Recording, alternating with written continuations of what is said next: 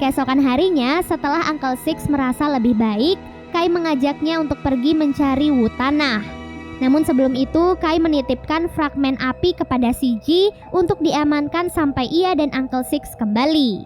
Di waktu yang sama, Zan ternyata pergi menemui Alex dan membongkar semua yang terjadi pada Uncle Six dan Kai, di mana kini mereka berdua telah bersatu untuk membunuh Alex. Tak disangka Zan tega mengkhianati Uncle Six karena ia menginginkan kekuasaan dari seseorang yang lebih kuat. Mengingat saat ini Uncle Six sudah tidak memiliki kekuatan apapun. Di sisi lain kita pun diperkenalkan pada Wu Tanah yang bernama James di dalam sebuah tempat persembunyian. Ia tinggal di dalam gubuk tua yang berada di tengah hutan.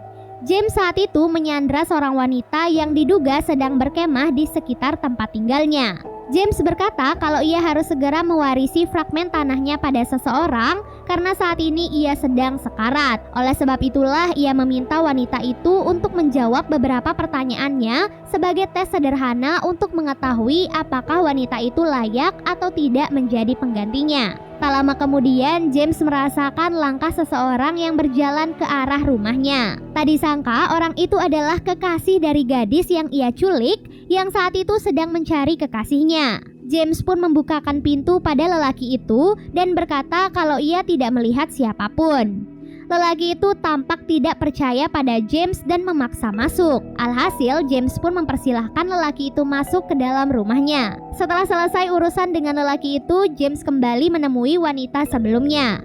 Wanita itu sangat ketakutan dan menolak menjadi Wu Tanah.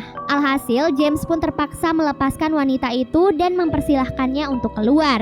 Dan saat wanita itu keluar dari rumahnya, James pun menyentuh tanah di sana yang otomatis langsung mengubah wanita itu menjadi batu.